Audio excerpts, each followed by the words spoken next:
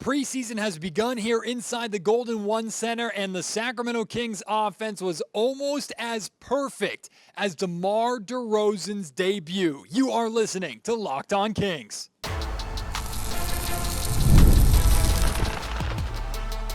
You are Locked On Kings, your daily Sacramento Kings podcast, part of the Locked On Podcast Network, your team every day. And now, ladies and gentlemen, it is that time for another episode of Locked On Kings.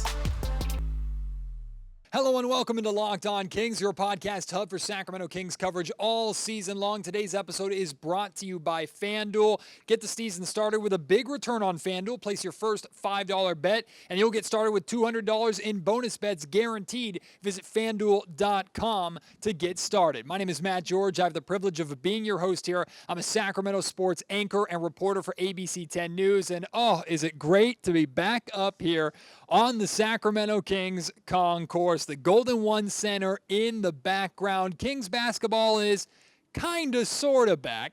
It's preseason. It's not regular season, and thank goodness it's preseason because the Sacramento Kings lost 122-112 to the Golden State Warriors tonight. That's the only time that I'm going to mention the score of this game because the score doesn't matter. What matters is what we saw in the first half for the Sacramento Kings. What matters is the first taste that we got of the Sacramento Kings with DeMar DeRozan, and that taste was oh so sweet. First off, shout out to Sacramento Kings fans. Y'all sold out the Golden One Center, filled the Golden One Center for a preseason game. Now, I know there were a handful of Golden State Warrior fans in attendance as well, but I have a sneaky suspicion that a lot of them were attending to see DeMar DeRozan's debut too, and none of us, no matter who you were rooting for, you call yourself a basketball fan, all of us were very entertained by what DeMar DeRozan did. I call it a perfect debut because he literally shot perfectly. 15 points on 6 of 6 from the field, including a made three-pointer. Went 2 of 2 from the foul line. We got a small taste of how good he is at drawing fouls and getting to the stripe where he did not miss. Also had an assist and a block. I thought DeMar DeRozan didn't play defense. Well, DeMar's defense was pretty solid. Now, defensively, in terms of three-point defense, the Sacramento Kings need a lot of work. We'll get into that later on in the podcast, but we're not starting with anything negative because we have to talk about DeMar DeRozan and his impact on the offense. And what was cool was I recorded basically the entire first half, shot it for ABC 10. You can go and check out the highlights that I posted on my on ABC 10's website, and you can also find it on my Twitter account at MattGeorgeSack, or X account. But I didn't realize it when I was shooting it, but the first 3 buckets that DeMar made, all from the mid-range, are all coming through two-man game with Domantas Sabonis, right? DeMar said earlier on in training camp, he feels that his two-man game, that DHO game that he's going to play with Domas, is unguardable. And it looked like it tonight. You know, Mike Brown and different members of the Sacramento Kings have talked about how seamless of a fit DeMar is with this Kings offense, or how seamless he will be. It sure looked seamless tonight. That did not look like the first time this group had played together on offense. Not even a little bit. So the fact that DeRozan and Sabonis can play so comfortably together, it just speaks to, one, how easy Sabonis is to play with no matter who you are, and two, how natural what DeMar DeRozan does fits in with what the Sacramento Kings are trying to do.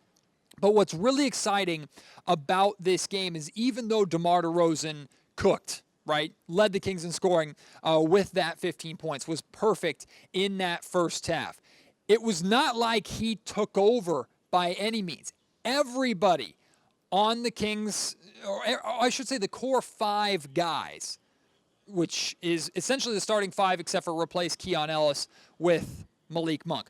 The core 5 guys all got their shots, right? They all did. You're going to hear from De'Aaron Fox in a little bit talking about sharing shots and how unconcerned he is and the Kings are by who is taking the most shots on any given night. The Kings offense as a whole, 8. Their starters scored 47 points on 62% shooting. They shot 21 of 31 from the field in the first half as a starting unit. Now remember, the Kings did not play their starters any of the second half. So the first half is what we needed to see. The Kings led at halftime. They did a phenomenal job taking care of the basketball, only turned the ball over 4 times in the first half. Again, you're incorporating new guys, and you're playing a free-flowing offense. Mike Brown shared with us before the game, he did not draw up and was not going to draw up a single play for anybody. This offense was going to be completely read and react and move and just play off of one another, move the basketball, and look for the best shot. And a vast majority of the time this season, that is how the Sacramento Kings are going to run things. Now, it doesn't mean that they don't have sets and specific ways they want to play within that free-flowing offense, like the DHO game with Domantas Sabonis, but Mike is not meticulously drawing up every play or even a play for DeRozan to score his 15 points, or for Keegan to get a wide-open three, or for De'Aaron Fox to get to the rack. That's just how this team plays together and how they move together. This is Jay Triano's offense, and we got a great glimpse of that tonight. Again, the starters, 47 points on 62% shooting, and that does not include Malik Monk's 13 points on 4 of 7 shooting off of the bench. Now, unfortunately, Malik Monk only played one stretch in tonight's game because after he came out, he actually left the game for personal reasons, we were told.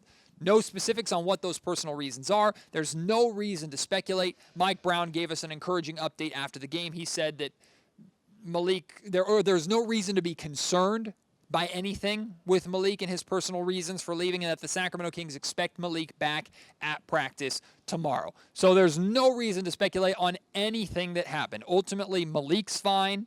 He played really well in his short stint with the Kings in that first half. He wasn't going to play any of the second half anyway. Malik is fine. He's going to be back. He's not missing any time. And the last time we saw Malik was in this building when Luka Doncic hurt him. I don't actually mean that, but unfortunately Luka fell on Malik and caused him to miss the rest of the season. That was the last time we saw him, and he comes out tonight. He's a paid man, and he didn't skip a beat, right? He looks exactly like the same Malik Monk, which is great to see. Here's De'Aaron Fox. I asked him about the concept of the Kings having too many mouths to feed on offense and the fact that they shared the rock so much and so many guys got their touches in this game tonight. And here's what Fox had to say. Fox, some have said like too many mouths to feed when looking at this group as if that's a bad thing. But, I mean, DeMar, 6 shots, yourself, 10 shots, 7 for Sabonis, another 6 for Keegan, even Monk having 7. How confident are you in this offense's ability to share the basketball and for everybody to get their looks without sacrificing for anyone else? I mean, I don't know if it was last year or the year before when we had like 6 or 7 guys that scored 30 in a game. Like we're not worried about who's taking the most shots in a game. Like those things happen. It's not. We don't have a group of guys that are worried about that. If someone's hot, we keep trying to get it to them. Obviously within the flow of the offense, but no one's over here counting how many shots they got, how many shots they're getting, or how many shots they're not getting. We play, the ball moves, the ball finds the guy that's supposed to shoot it in that possession, and we keep it moving. I mean, no one's worried about who's taking the shot. Really, there are only a couple of negatives that I can come up with that first half and the way the majority of starters played. First and foremost, this is not a negative, by the way. It's just an observation. The Kings had one of Fox, DeRozan, or Sabonis on the floor at all times. There were stretches. They were short stretches, but there were stretches when only one of them was on the floor. Like, for example, Fox and DeRozan were 2 of the first 3 guys subbed out of the game early on, and Keegan Murray and Domantas Sabonis actually played the longest stretch to open the game. Sabonis didn't come out until like the 2-minute mark, or a little under the 2-minute mark in the first quarter. But one of those 3 guys was on the floor at all times, and Fox and DeRozan were on the floor together a vast majority of the time. So that's going to be something to pay attention to. That being said, the only negatives really for the Sacramento Kings in that first half were, one, their 3-point defense, which was an issue throughout the entire game. Like, credit to the Golden State Warriors. They could not miss. But the Sacramento Kings 3-point defense has been a big issue with this team. It was a massive issue last season. And once again, it was a problem. In the first half, the Warriors shot 15 of 27, 55% from three-point range, while the Sacramento Kings three-point offense was not great, only 30% at 4 of 13. Now, Keegan Murray had a good point after the game. Keegan said, as starters, they shot 67%. They scored 47 points, and yet they did not shoot the three ball well. So that this offense can play even better. They can look even better together than they did in that first half simply by making more threes, which should make Kings fans excited. But we'll dive into the three-point shooting issue a little bit more. Again, it was a game-wide issue tonight. And we'll talk about the three major focuses that I've told you a lot about and we've heard a lot about from the Kings in training camp and how the Kings did in those three areas tonight. That's all coming up here in just a second. Before that, though, today's episode of the Locked On Kings podcast is brought to you by BetterHelp. It's October. That means Halloween, and Halloween lets us have fun with what scares us. But what about those fears that don't involve zombies or ghosts? Because sometimes the scariest thing is not facing our fears in the first place and holding ourselves back. Look, life has its things that spook us, right? And sometimes the scariest things are the things that we carry on our back every single day, the things that we can't control, the things that we just kind of have to suck it up and deal with. But instead of sucking it up and dealing with it by ourselves, BetterHelp encourages you to talk to somebody. That's why BetterHelp helps you connect with licensed therapists on your time at your convenience to be able to get the help that you need. The same way you take care of your body at the gym, you need to take care of yourself mentally by seeing a therapist, by talking to somebody who can help you with any issue, whether it's big or small. If you're thinking of starting therapy,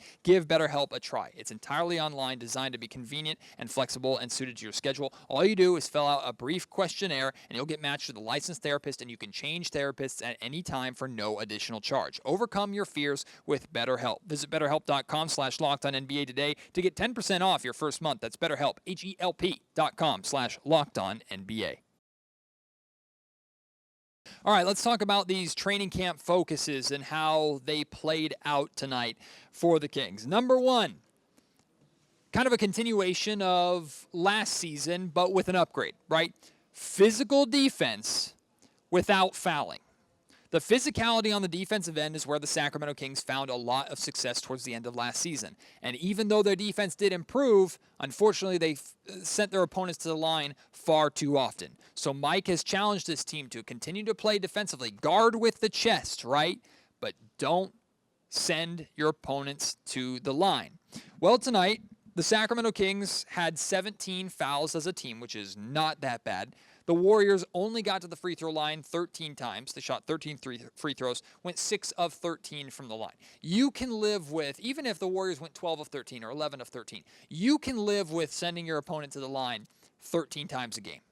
You absolutely can do that. Once you get into the high teens, once you're flirting with the 20s or even get into the 20s, now you got a problem. So the Kings, I felt, did a good job of defending without fouling. Here's the problem, though, and Mike Brown pointed this out after the game. The Kings weren't physical enough, especially on the perimeter, right? The Golden State Warriors, as a team, shot lights out from three-point range. The reason for that is because everybody came into that game and did not feel Sacramento's physical defense on the perimeter. They got way too many open shots. The closeouts, which was a big issue of the Sacramento Kings last season, they were not good enough, and the Kings like to do what's called a high five closeout.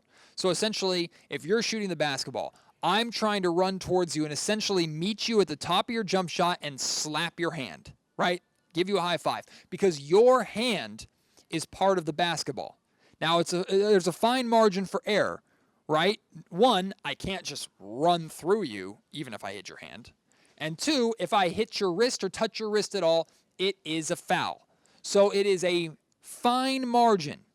And the Sacramento Kings did a fine job at not fouling three-point shots. They did a great job at not fouling three-point shooters. The problem is their closeouts were just simply not good enough. That's why the Golden State Warriors not only got a boatload of shots from three-point range, for God's sake, they went 28 of 52 from three-point range, 54%.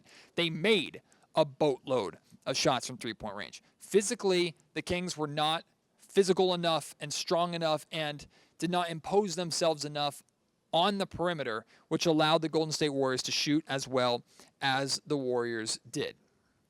Offensive rebounding. This has been a big one, right? A major talking point in training camp. How a big addition to how the Sacramento Kings wanted to play on offense. Well, the Sacramento Kings had 8 offensive rebounds tonight.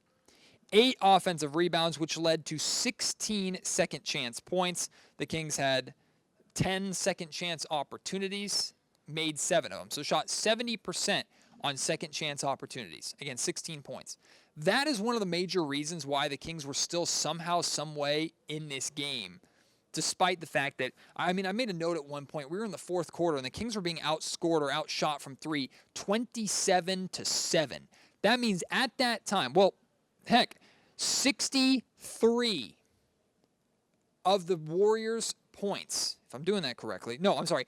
The Warriors had a 63-point advantage on the Kings from three-point land. That's insane. A 63-point advantage. You would think that the Kings would be getting killed in those circumstances. They weren't, because the Kings shot a decent percentage themselves inside the three-point arc, number one. And number two, their second chance opportunities gave them a good shot. So it was good to see that while you would hope maybe the Kings grab a few more offensive rebounds. Of course, in order to grab offensive rebounds, you have to miss shots, and the Kings aren't rooting to miss shots. They got good second chance points. It showed what Jay Triano and Monty McNair and the Kings are thinking of with you get the most out of these possessions, gives you a better chance to win, gives you a chance to score more points when you control the offensive glass. But let's hear from Mike Brown and what Mike thought about the Sacramento Kings offensive rebounding tonight. Over the course of this training camp, offensive rebounding has been a really big focus. I think 8 offensive boards, 16 second chance points, just your overall idea of how that went tonight. I thought it was pretty good. I think, I don't have the numbers yet, but we'll get them tomorrow. Keegan and Isaac, they were combined 8 for 8 in terms of their opportunities to go to offensive glass and in their minutes. And so those two guys did a heck of a job crashing. And now what you got to take into consideration, we shot 52% from the floor. And so there's not a ton of opportunities, offensive rebounds. So to still have those numbers when you're shooting 52% from the field is pretty good. And we're going to keep emphasizing it. We're going to keep pushing our guys to do it. And part of that means you have to be not only in shape physically, because it's hard, but also have a mental toughness or determination to want to do it every single possession to try to wear your opponents down. So just off the top of my head, in what we charted in the first half, I thought we did a pretty good job. It'd be interesting to chart the whole game and go back and watch the film to see if that was accurate for 48 minutes. The final main thing from training camp that we've heard a lot about, main focus from training camp, is offensive pace. This is something that Kings GM Monty McNair brought up immediately when we talked to him at Media Day.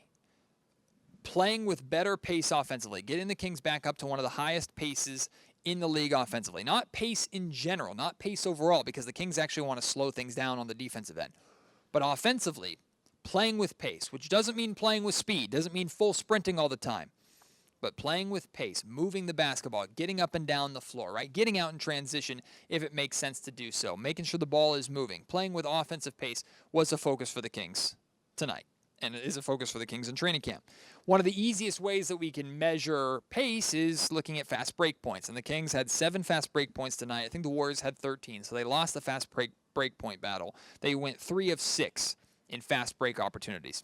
Now, just because you're not getting out in fast break does not mean you're not playing with pace on the offensive end.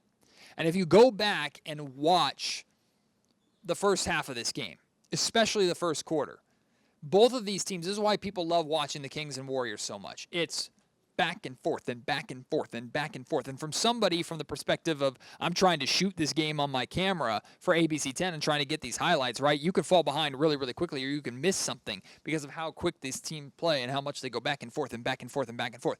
The pace offensively for Sacramento was really good. And what's exciting is with the implementation of DeMar DeRozan, adding him to this team and plugging him into this offense, the Sacramento Kings are a significantly more lethal half half-court offensive team while still being able to get up and down. Right? We know when the Kings get out in transition, Mike Brown wants two guys to get into the corners. Basically, one guy on the wing in one corner, one guy on the wing on the other corner. The idea by that is that one spreads out the defense and two flattens out the defense, because the defender either has to leave you wide open in the corner to come and help, or they're all the way pressed up against you and as far away from the basket in the half court realistically as you can be. That gives De'Aaron Fox more often than not a clean runway to go right to the basket, or Domantas Sabonis to go right to the basket, right, or DeMar DeRozan to have his way in the mid-range. So the Kings are all about trying to open up as much space as possible in transition. And those opportunities are going to be there, and the Kings are going to rely on that as much as they possibly can. But the pace beyond just running in transition, pushing the ball up and down the floor, the pace in moving the basketball around the perimeter, right? In going with the DHO game between Domantas Sabonis and DeMar DeRozan. But it's not Domantas Sabonis sitting there dribbling the ball 3 or 4 times before someone cuts. It's a fluid motion, right? Again, the Kings did not run any offensive sets. They just fluidly played off of each other. And you will see De'Aaron Fox get the ball to Sabonis, who's already moving towards DeMar DeRozan, who comes off the curl and takes the ball out of Sabonis' hands. And maybe there's a shot there. If it's not, then you kick to Keegan in the corner. He swings it over to Keon Ellis, finds De'Aaron Fox again. De'Aaron Fox attacks. While that's happening, someone off ball is getting a screen and trying to make their way to the basket. It's all free-flowing, and it's all quick. 0.5 seconds, 0.5 seconds, 0.5 seconds, which is the MO of Mike Brown's offense. That's playing with pace, and the Kings did play with pace tonight, which was really, really good to see. I have a few other notable things that I want to point out. Most of it good, some of it bad. We'll get into that more in just a second. Like I said at the top of the show, today's episode of the Locked On Kings podcast is brought to you by FanDuel. Whether you're killing time watching the NFL, waiting for the NBA season to officially return, or looking for a place to use your basketball knowledge and make some money off of it, FanDuel is the place for you. It's America's #1 sportsbook after all. When you get that hunch in the middle of a game that you are watching and following closely, you can check out the latest stats, view live play-by-play, and so much more on the same page that you place your bets. It's all right there for you. Everything in front of you, everything that you need to make the best decisions to make the most money. And when you start playing FanDuel right now, start the season off with a phenomenal offer from FanDuel. Place $5 of your own money.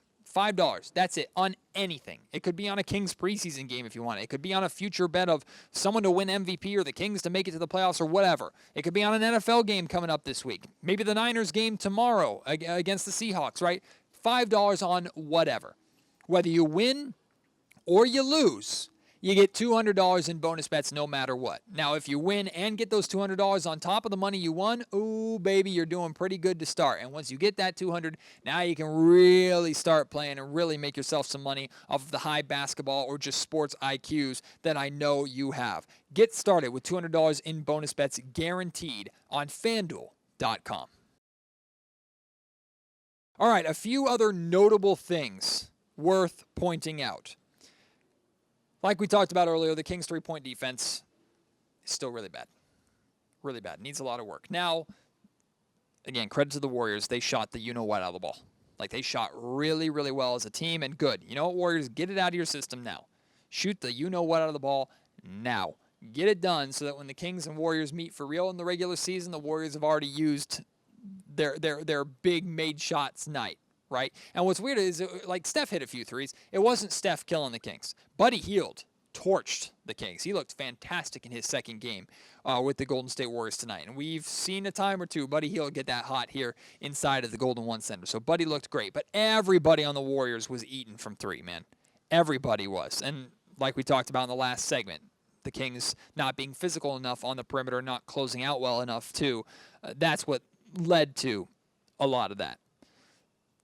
We want to see the Kings' three-point defense look significantly better, and the best part about playing the same team again in preseason is you have a direct comparison to the improvements you made and maybe the regressions that you have from one game to the next against the same team. This game will be inside the Chase Center, so maybe the road atmosphere changes some things, but ultimately it's a pretty controlled variable of how did this team improve, how do they take what happened tonight, learn from it, build upon it, and apply it. They have practice tomorrow, and then they'll apply it in the Chase Center for Kings-Warriors rematch on Friday night. It's a good chance for us to see how this team has grown, and hopefully the Kings can specifically clean up that 3-point defense. And I don't like if it's not just, oh, now the Warriors need to have a bad shooting night. If the Warriors shoot the ball well again in Chase Center, but their looks are significantly better defended, right? If the Warriors shoot over 50% from three-point range again, but they're getting contested more than they were tonight. They're feeling the physicality of the Kings. They're not just chucking up 50-plus threes, 52 threes, like they did tonight. I can live with that.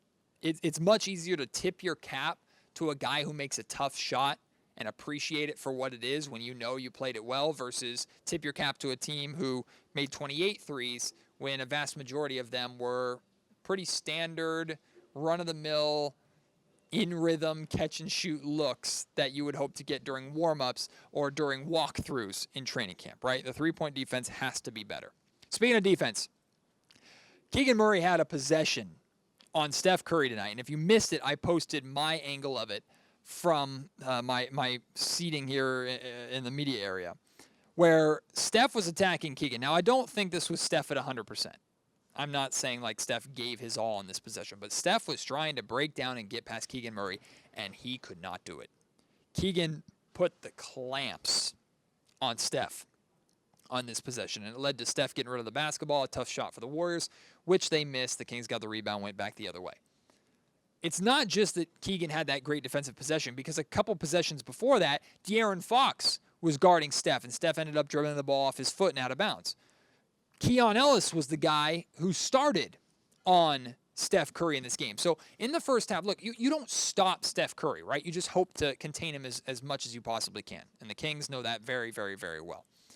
But when you can throw so many different looks at a guy, and all of them give you something different and belong there, right? You have Keon, who is just that pest on-ball defender. You have De'Aaron Fox, who's the league leader in steals. Then you have Keegan Murray, who's a bigger, more physical, longer body for Steph trying to figure out how to get past and shoot over the top of, right? 3 different looks that you can throw at Steph Curry. I have to imagine that's a significant advantage for the Kings.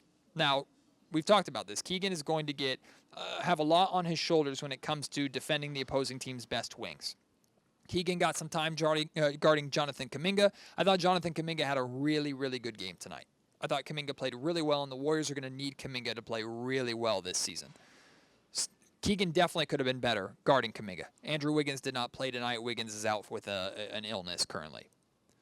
But when you have the luxury of taking Keegan and moving him onto a guard, Keegan can guard 1 through 4. He can guard 1 through 4 with confidence, and that's a really big asset to have. I asked De'Aaron about being able to throw multiple looks at Steph, and De'Aaron took the answer in a different direction, but I really like the direction that he took it in, talking about how good the Kings feel they are as individual defenders, the different individual defenders and how good they are on this team, but when the team defense isn't good, then they can't claim to be good defenders. I thought it was really good accountability from De'Aaron Fox. You guys are obviously very familiar with Steph, especially yourself. To have the ability to have Keon start on him, you got a possession on him where he dribbled off his foot. Then Keegan has some possessions on him. Being able to throw multiple looks at a guy like that's so difficult to stop, how big of an advantage is that defensively? I mean, I feel like we're all good defenders, and we all bring something that's totally different from one another. But with that being said, like we have to be better as a team guarding the ball. We can be as good as individual defenders as we feel that we are, but until we're able to put that together for multiple stretches at a time, multiple games at a time, then we can't really, look at ourselves as good defenders until we can do it as a team. So hopefully we're able to, when we're playing star players like that, if we're able to get in the guys, throw them different looks, be able to wear them down through the course of the game, then that will be a success. Couple more things to note. Nobody really jumped off the page to me and overly impressed me out of the end-of-bench guys and guys that are fighting for a roster spot or the two-way guys that got a lot of playing time in the second half. But some guys that I was impressed with or pleased with how they played. I thought Isaac Jones looked really, really good at times. Now, I don't think he hit a 3. I think it went 0 for 2 from 3, including an airballed corner 3. But was good and aggressive attacking the basket, showed off that length, primarily played the 4 next to Alex Len, but has the capability of playing the 5 with how long that he is. He also had a couple of blocks, 4 of 7 from the field. A solid debut for Isaac Jones, who is one of the two-way guys on this Kings team, so he's going to be on the team in some capacity. I don't expect them to convert him from a two-way guy to a main roster guy. The whole point of being two-way is you have a certain amount of days and a certain amount of times that you can suit up and play for the main roster. So Isaac Jones is probably going to be on call for the Sacramento Kings for their depth to start this season with how hurt they are, how banged up they are with Kevin Huerter out and Trey Lyles out and Jordan McLaughlin out. And by the way, no disrespect to the second unit, and I know it's preseason, so I'm not trying to overreact. But when the starters weren't playing, it became very clear that, yeah, this team is hurting in depth. They're hurting in depth. And they're going to go into this season, and I would not be surprised at all if Jordan McLaughlin is the only guy out of those three primary second unit guys that is ready to go. It wouldn't shock me at all if Trey Lyles and Kevin Huerter were not ready to go by the start of the season on the 24th. I hope I'm wrong. We'll see. These guys will be reevaluated soon. But I think the Kings are proceeding, and fans should proceed with the expectation that they won't be there and hope to be pleasantly surprised. If that's the case, we're either talking very heavy minutes for the starters right out of the gate and Malik Monk right out of the gate, or guys like Isaac Jones are going to need to be ready to go. I thought Boogie Ellis looked impressive. 10 points, 4 of 10 from the field, 2 of 6 from three-point range. Boogie Ellis is just a pure scoring guard. He is a scoring guard. I like how he plays. I like the energy that he plays with. He's determined to show that he can do more on the defensive end too, but he didn't do anything memorable or really that great on the defensive end of the floor from what I can remember and from what I witnessed. Problem with Boogie is there's just a significant log jam at that position. So I have no idea how Boogie ever gets playtime realistically on this Kings team with just how many guys that are ahead of him, even with the injuries that the Kings have. That being said, I like him a lot. I hope he spends some time in Stockton, and he's part of the Kings organization because he's a hard worker and he's a good player and he was fun to watch. Alex Len, man, I know Alex Len is not Domantas Sabonis, and he can't really try to be Domantas Sabonis when he's filling in for Sabonis and when Sabonis is taking his breathers. But Alex Len looked really solid with the second unit. He had 10 points, 9 rebounds, 5 assists. Was really impressed with Len. Unfortunately, Jalen McDaniels, I was not impressed with. Jalen is another guy that depth-wise could get a lot of run early on with the Kings' injuries, and also is one of those guys that physically you look at as someone that can help Keegan Murray with the wing defensive issues. Mike Brown said after the game, the Kings don't need a lot of scoring from these guys. They need these guys to do the dirty work. And Jalen McDaniels defensively had some decent moments, had a steal. I don't remember anything in particular that he did great, right? The Kings got torched from three-point range.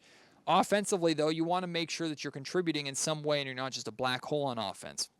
And tonight he had 6 points, 2 of 8 shooting from the field, 0 of 4 from three-point range.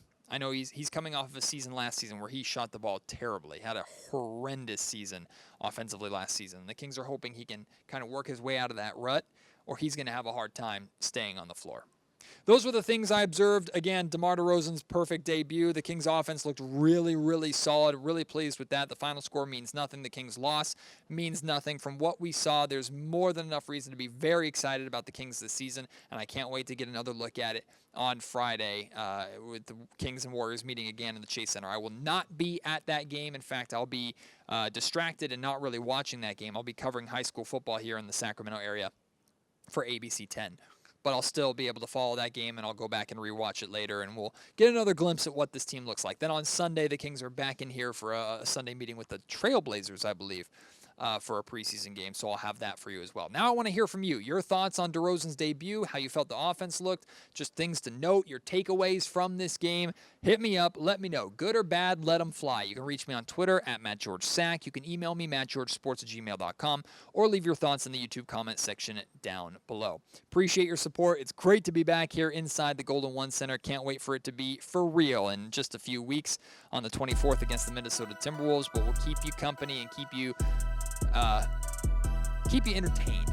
Let's say help kill the time from now until then. The Kings have some work to do from now until then too, so I'm looking forward to riding that wave with you. Appreciate you. I'll talk to you on the next episode of Locked On Kings. Until then, my name is Matt George. You've been listening to the Locked On Kings podcast, part of the Locked On Podcast Network.